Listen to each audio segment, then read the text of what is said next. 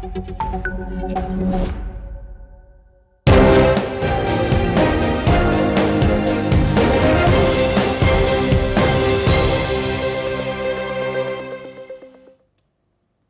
and welcome. I'm Sima Katauka and you're watching the NewsX Eurozone. Let's take a look at the top headlines of this hour. The European Union and China have agreed to continue discussions on export control policies after high-level talks in Brussels. This move is aimed at easing trade tensions over rare earth exports. Russian air defenses have reportedly downed 98 Ukrainian drones as per its defense ministry. The ministry has further stated that 11 drones, including 6 headed to the Russian capital, were destroyed over the Moscow region.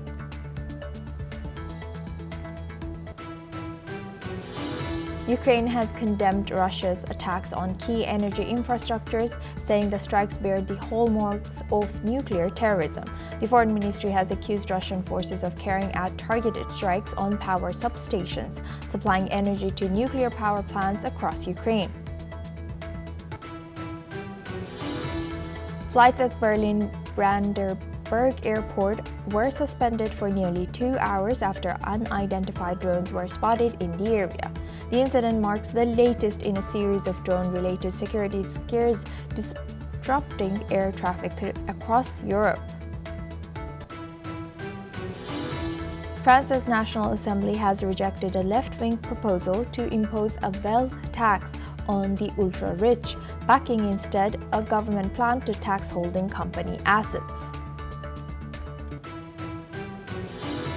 Israel's military has stated that 3 bodies received from Gaza via the Red Cross are not among the hostages previously held in Gaza. A forensic examination has confirmed that the remains did not belong to any of the 11 deceased captives yet to be returned by Hamas. Canadian Prime Minister Mark Carney had confirmed that he apologized to President Donald Trump over an anti-tariff ad that sparked a diplomatic row.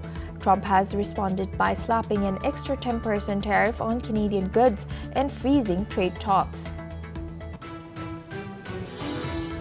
Tanzanian President Samia Suluhu Hassan secures over 95% of the vote in a landslide election victory. The result comes after days of deadly protests, with the opposition claiming over hundreds of deaths.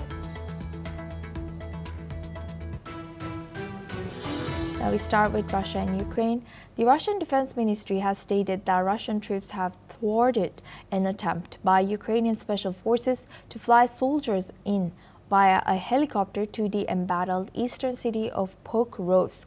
The ministry has stated that all 11 Ukrainians aboard the helicopter have been killed.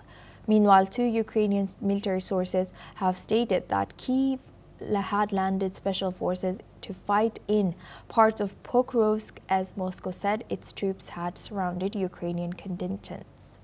According to Ukrainian media, 250 Russian troops are in Pokrovsk and are engaging in firefights and killing Ukrainian soldiers, particularly drone operations. Operators, according to reports, logistics into the city are fully controlled by Russian drones, forcing Ukrainian soldiers to walk 10 to 15 kilometers to reach their positions. Meanwhile, Ukraine has stated that it is intensifying efforts to defend Pokrovsk, as Kyiv says that the situation in the strategic hub is critical and continues to deteriorate. Ukrainian President Volodymyr Zelensky has pledged to stop Russian attacks over Pokrovsk and Kupiansk. Let's listen in. Багато сьогодні було доповідей військових детально по фронту. Звісно, Покровськ. Передусім, ми продовжуємо знищувати окупанта. І це найважливіше – зупиняти російські удари, як це можливо, і там, де це можливо. Росіяни всю нашу країну хочуть перетворити на те, що вони роблять з Покровськом, роблять з Куп'янськом, іншими нашими містами, нашими громадами. Зупиняти їх треба там, куди вони прийшли. І знищувати там. Я дякую кожному нашому підрозділу, кожному солдату, сержанту та офіцеру, які захищають позиції та захищають нашу державу. Meanwhile, the Russian Defense Ministry has also stated that it has downed 98 Ukrainian drones overnight. The ministry has further added that 11 drones were destroyed over Moscow region, including 6 that were headed to the Russian capital. Now for this discussion, we welcome Ben Aris. He's a journalist, joins us live from Berlin. Thank you very much, Ben, for joining us again. Good to see you. Thank you.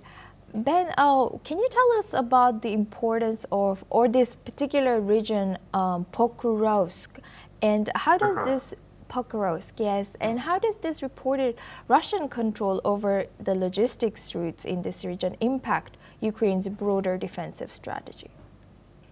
It's key. The city is absolutely key. So to understand, it's in the east, it's the front line between the Ukrainian forces and the Russian forces. It's a key nexus of both rail and road.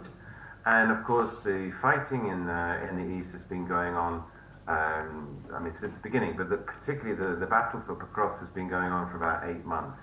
And the importance of it is it's the key logistical hub that supplies the whole Ukraine defense in the Donbass. Putin said repeatedly that he wants to capture the whole of the Donbass. This is his war goal. And then he would be able to declare victory that he could sell to the Russian people and end the war. However, the Ukrainians have been putting up a determined fight and they refuse. It's a red line for Zelensky that they won't give back or give to the Russians the Donbass region.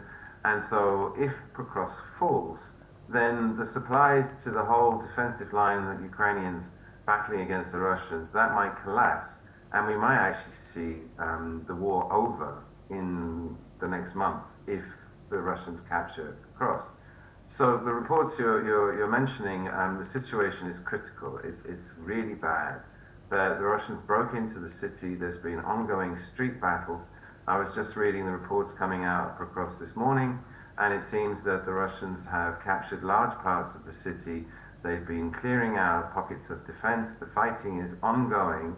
And as you mentioned, the Ukrainian special forces flew in a brave operation in a US-made Black Hawk helicopter behind Russian lines. But it appears now, in the last few hours, that those soldiers, the elite troops that they sent in to stabilize the situation, have all been hunted down and killed by Russian drone operators. So the city appears to be on the verge of collapse, of falling to the Russians. And as I said, if it does, then that would trigger or could trigger the collapse of Ukraine's entire defense of Donbass. And if Russia takes Donbass, then after Pokrovsk, there's nothing defensible all the way up to the Dnipro River, which runs through the middle of the country. And it means that the Russians could occupy the whole of eastern Ukraine up to Dnipropetrovsk, and that would probably trigger a ceasefire and possibly an end to the war. Right. Thank you for sharing that. Ben, so this situation, as you mentioned, it can lead to the end of the war, but is there any other region that has the capability to support Ukraine's defense and Ukraine's capabilities to fight back, to make sure that these Russian forces will not reach to the river that you've mentioned in the middle of Ukraine? So the strategy on Bankova, on the Ukrainian side, is to try and collapse the Russian economy. And what they've done since the summer is they're taking their new long-distance drones and flying them into Russia and bombing its refineries with some success. They've taken out about 20% of Russia's production. And of course, that provides all the money for Putin to pay for the war. It also brings the war home to Russia to affect regular Russians, because they've been largely unaffected by the war until now. And there's a fuel crisis that's expanding in Russia. And the idea there is to put pressure on Putin, because the economy is doing worse and worse. People are extremely unhappy. Talking to people in Moscow, our contacts in Moscow, and retail sales are collapsing, prices are going shooting up because of incredibly high inflation. And this is why the whole discussion about US-made Tomahawks is so important, because those rockets, those missiles have the range. They can reach to Moscow, they can flatten oil refineries and do permanent damage to the Russian economy. So there's a race between these two stories, between the fall of Pokrovsk on one side and supplying Ukraine with these powerful missiles on the other side, which gives Ukraine finally the ability to collapse the Russian economy. And it's not clear who's going to win out, but Trump has been vacillating on the Tomahawks. He cleared permission to send them, but there's no concrete plan to send any in the short time. And they need them. The Ukrainians need them, like right now. This war is reaching a crisis, a cusp, or a tipping point, Yes. and it needs to be resolved, and it could be one way or the other very quickly. Right. Thank you very much, Ben, for sharing that. Please stay with us as we stay on this topic now. Ukraine's foreign ministry has denounced what it described as Russian attacks on substations critical to supplying external power for Ukraine's nuclear power stations. A foreign ministry statement has issued this week that has stated that Russia has carried out targeted strikes on such substations. The ministry has also stated that the strikes on civilian energy facilities directly affected the safe operation of nuclear installations. The ministry added that the attacks also bore the hallmarks of nuclear terrorism and constituted a grave violation of international humanitarian law. Now for this discussion, we go back to Ben Aris. He's a journalist, joins us live from Berlin. Ben, building up on your previous answer about how critical it is for Ukraine to have Tomahawk missiles as soon as possible, how do you analyze the current U.S.'s stance between Russia and Ukraine? Well, the US under Trump has, in effect, withdrawn from the war completely. It sent no money whatsoever this year to support the Ukrainian government, nor its military spending. And previously, under Biden, it accounted for about 40% of the money. So the whole burden has fallen on the EU, but the EU is in crisis as well. I mean, the French government's already collapsed, and both the British government's not far behind, and the German government deficit's shooting up.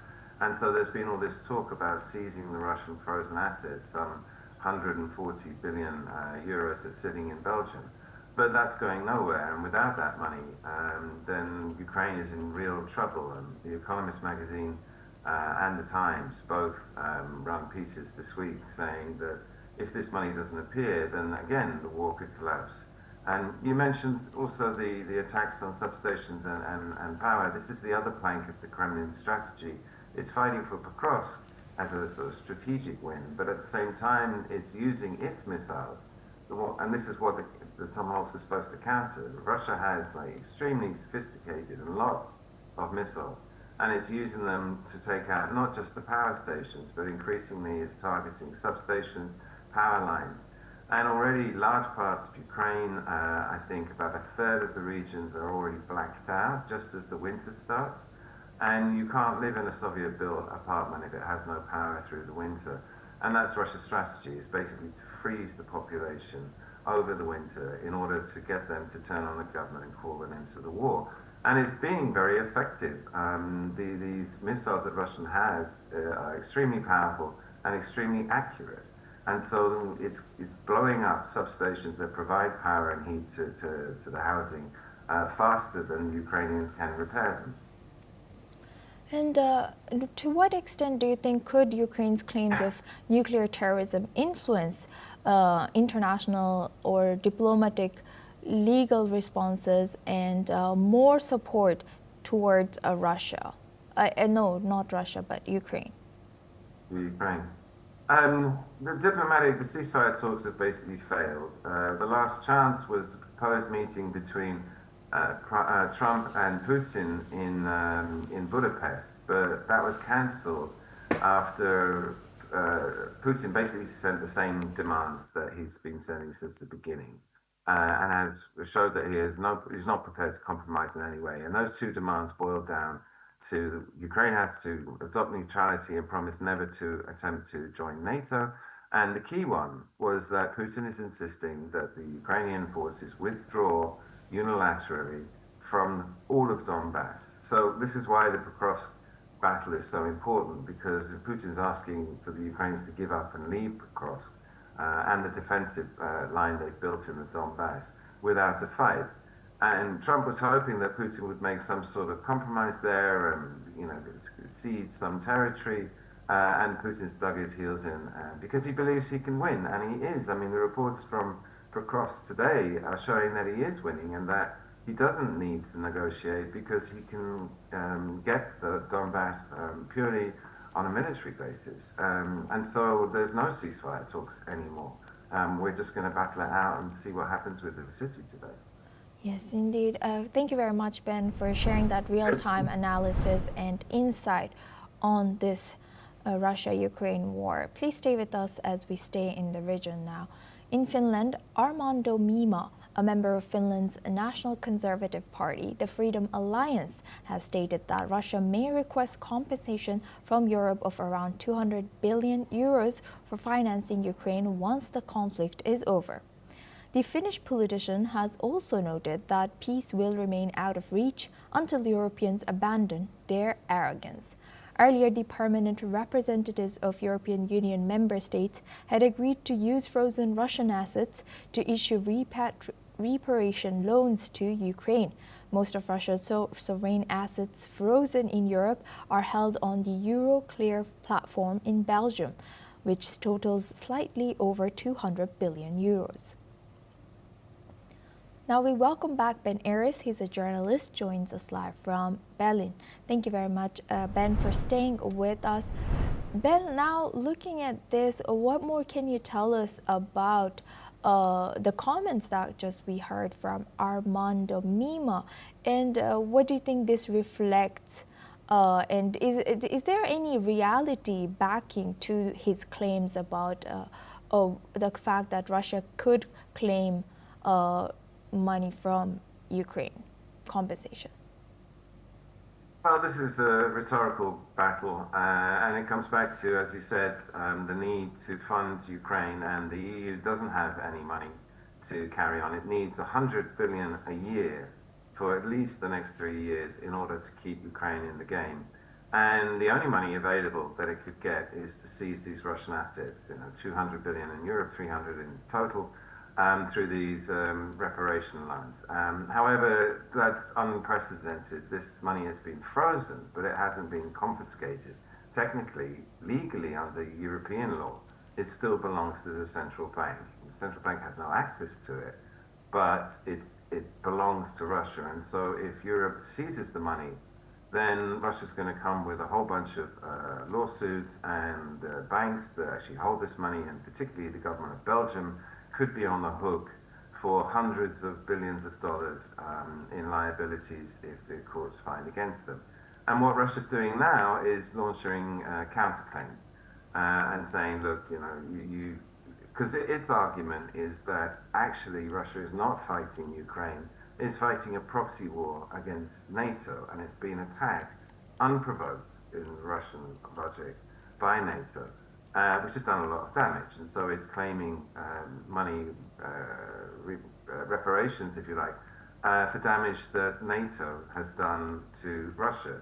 I mean, it won't go anywhere. I don't think any court in the world will hold up that decision, but as I say, the to and fro going on at the moment, that lots of European countries are very unhappy about the idea of seizing the Russian frozen assets because of all these legal problems, and because it will do massive damage to Europe's reputation as a safe banking center, a place to keep your money. It'll do massive damage to the euro and its reputation as a secure currency.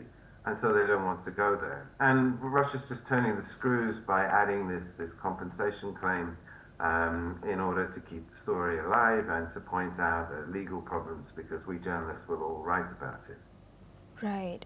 Thank you very much for sharing that insight. That was Ben Aris. He's a journalist, joined us live from Berlin. Thank you very much. Now we stay in the region. France's left-wing parties have accused the government of stubbornness after the National Assembly rejected several proposals to taxing ultra-rich, including the Zuckman tax on high net worth individuals.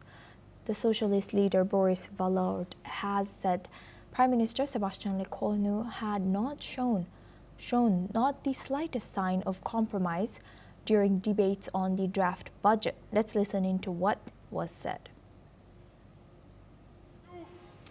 est plus grand que nous. Et vous avez accepté, comme nous, l'augure du compromis, l'augure de la recherche du bien commun et de l'intérêt général. Nous avons fait le pari ici qu'il est plus utile à la vie des Françaises et des Français de débattre que de confier son sort aux bonimenteurs du Rassemblement national. Vous faites par votre intransigeance, je le crains, le mauvais chemin. Je vous le dis, Monsieur le Premier ministre, il n'y a pas, depuis que nous sommes dans cet hémicycle, le moindre compromis. Le Cornu has defended the government's position, arguing that no constitutional tax would generate a high yield, while announcing support for lifting the freeze on pensions and social benefits in 2026. Let's listen in. J'en arrive personnellement, mesdames, messieurs les députés, en toute honnêteté à vous dire qu'il n'existe aucun impôt constitutionnel qui soit constitutionnel, c'est-à-dire qui ne soit pas censuré par le Conseil constitutionnel, qui soit à fort rendement de 10 ou 15 milliards d'euros. Je n'y crois pas, nous n'y croyons pas, et c'est ce que l'avis du Conseil d'État dit sur un certain nombre de ces amendements. Ça veut donc dire... Right-wing leader Laurent Wauquiez has welcomed the defeat of the wealth tax, praising the outcome as a victory for economic realism with support from far-right deputies. In a fiery response, hard-left MP Mathilde Panot has called for President Emmanuel Macron's resignation, saying the government had lost all legitimacy and promising a motion of no confidence. Let's listen in to comments made by a few of the parliamentarians. Zuckman, c'était juste de la taxe mania. Et nous, notre obsession dans ce budget, c'est de protéger les Français contre toutes les augmentations d'impôts. Pas d'impôts, pas de taxes. On l'a fait en refusant les augmentations d'impôts sur le revenu il y a une semaine. On le fait aujourd'hui contre la taxe Zuckman, qui aurait juste tué de l'emploi et de l'activité économique dans notre pays. Et dans cet hémicycle, il y en a qui sont devenus fous. On a le record des impôts, on a le record des taxes partout dans le monde, et il y a des députés qui passent leur temps dans cet hémicycle à juste se demander est-ce que par miracle, il n'y aurait pas encore une petite taxe supplémentaire qu'on pourrait encore augmenter. Aujourd'hui, je suis très content qu'on ait fait le travail. Et que Sur les bancs de la gauche, tout aura été essayé pour avoir une façon de prendre une contribution à ceux qui ont le plus, c'est-à-dire aux milliardaires, aux ultra-riches, et rien n'aura été accepté du côté de feu le bloc central, en tout cas des droites. Et toutes les droites s'y sont mises. C'est important de noter que l'extrême droite a prêté main forte dans cette opération, qui vise tout simplement à laisser faire la cessation des milliardaires aujourd'hui, ce séparatisme fiscal qui est insupportable et contre lequel nous avions... Now for this discussion, we welcome Dr. Satoru Nagao. He's a fellow at Hudson Institute, joins us live from Tokyo. Thank you very much, Dr. Satoru, for joining us again. Good to see you.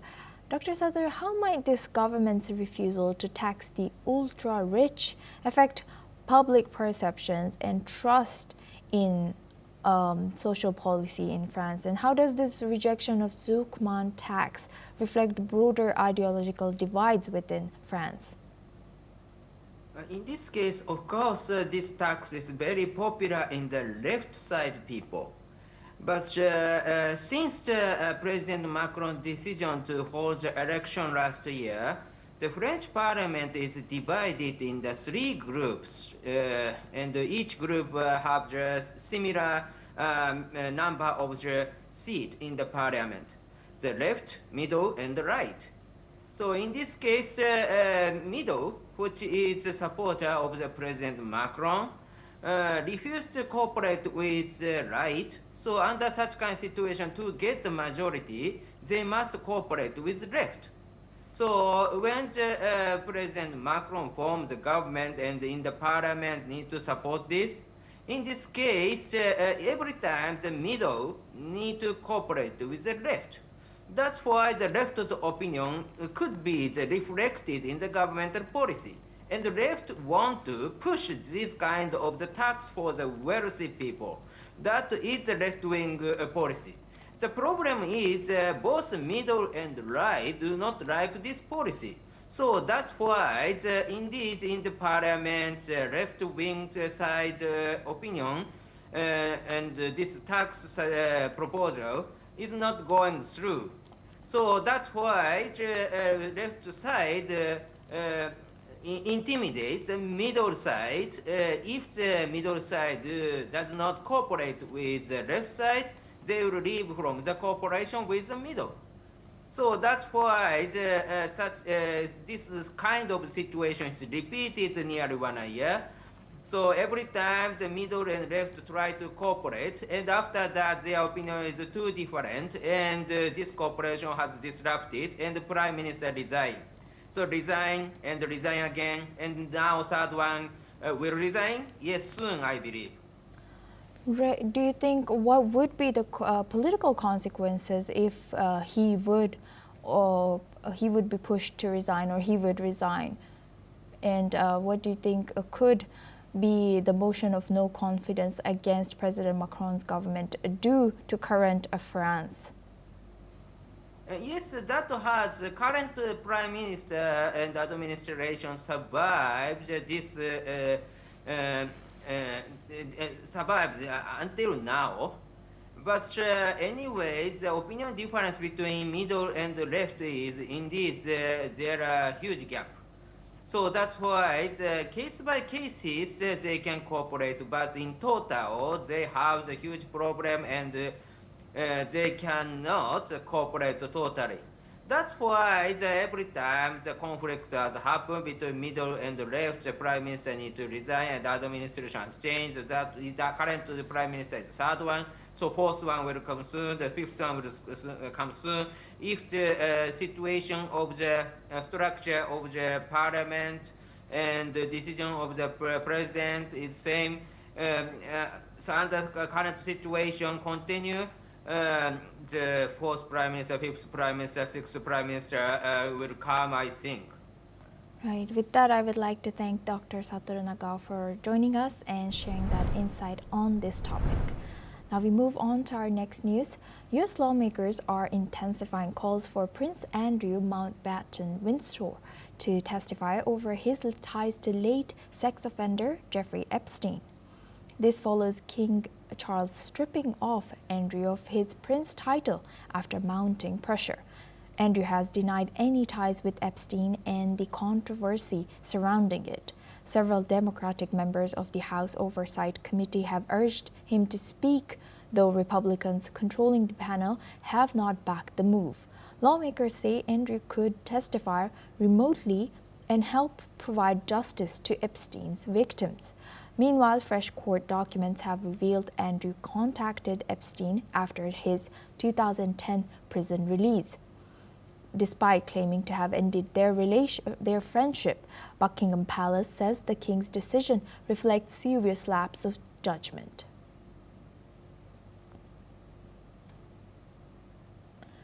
Now we move back to Asia. Russia's first deputy prime minister Denis Manturov has arrived in Beijing for a high-level visit.